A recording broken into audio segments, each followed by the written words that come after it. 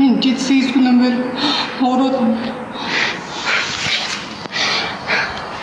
Дыханием жоқ. Еш жер албай жатады, берді больница.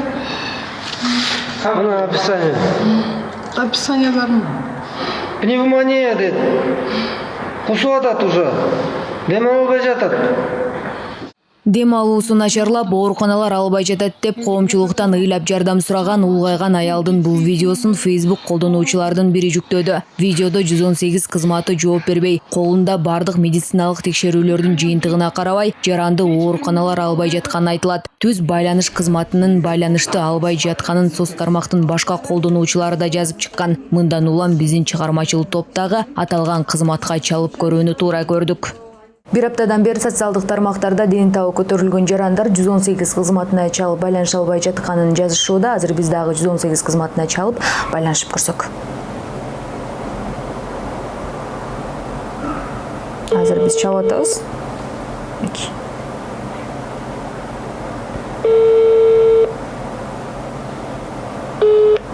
Мынакей, өзүңүздөр көргөндөй байланыша алган жокпуз. Бул маселени депутат Марлен Маматалиев да жогорку кеңештин жалпы жыйынында көтөрүп, ол турган жеринен 118 кызматына байланышка чыккан, бирок жооп ала алган жок. Эл өкүлү сырттан келген акчанын көпчүлүгү саламаттык сактоо министрлигине бөлүнгөнүнө карабай, айрым уюштуруу иштеринде алешемдиктер болуп жатканын сындады. Мына акчаларды алып элетасыңар. Бирок жакшы жыйынтык чыкпай эле күндөн күнгө эле мына көбөйүп атат да. Мына 118. Мына сиздин көзүңүзчө чалып атам. Жок. Албайт. Эч ким албайт. 103-кө чалабыз. Алар болсо келбейт экен. Кичине көрүп атамдай паника болуп атат. Ушундай нерселерди бир чечип койсоңуз, эми туура айтат Акылбек Сөнбекович. Канча акча алып атабыз, анын ордуна өзүнчө городок куруп койсок болот эле уже давным-давно. Легкий конструкциядан, контейнерлерден, чем 6 миллион кишини дагы кайра азыр карантинге киргизгенден көрү 6000 кишини карантинге киргизип койсок, ошондо эффект болот эле дейм да. Саламаттык сактоо министринин орун басары Мадамин Каратаев коронавирус боюнча адистерден кеңеш алуу үчүн түз иштеп жаткан байланыш күн түнү иштөөгө өткөнүн жана 4 линиядан 10го көбөйтүлгөнүн маалымдады. Ал уюштуруу иштеринде кемчиликтер болуп жатканын моюнга алды. 118 мурда 6га чейин иштеген 9дан азыр аны круглосуточный кылдык. Бул биринчиден. Экинчиден 4 эле мен кече түнү да барып келдим. Азыр 10 линия кылып тиге городто койдук. Анан ар бир ОССМде мүмкүн линия занят болуп аткандар. Кече өзүбүз текшерип чыктык. Менде азыр данныйлар бар. Канча звонок болду, кайсы районго бардыгын бар ал жерде. Туура эми уюштуруу иштеринде мүчүлүштүктөр болуп атат. Макул алабыз, муну оңдоого аракет кылабыз. 25 күнү аталган номурга 2673 чалуу болуп, алардын 305-inde COVID-19 симптомдору байкалган. Ал эми 636 мобилдик топ жарандардын үйүнө барып жардам берген. Мындан сырткары оорунун белгилери байкалган жарандар үй бүлөлүк медицина борборуна кайрылышы керек. Адистер шаардыктарды өз алдынча дарылана бербей, медиктерге кайрылууга чакырат.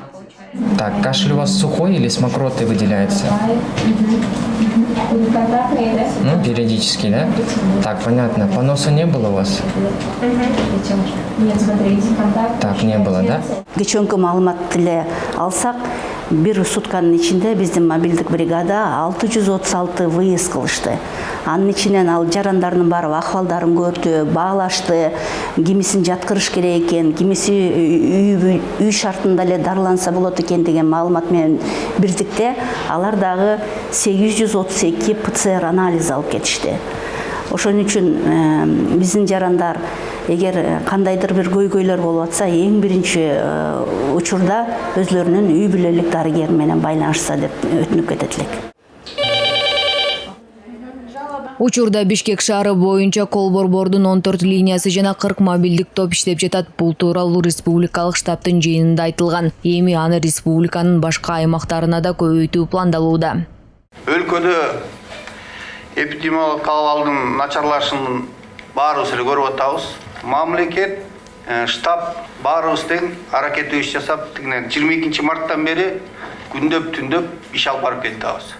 Мамлекет больницаларды даярдайт, дарыларды даярдайт, жасай турган иштерди жасайт. Бирок режимди сактаган бул жарандардын өзүнүн милдети.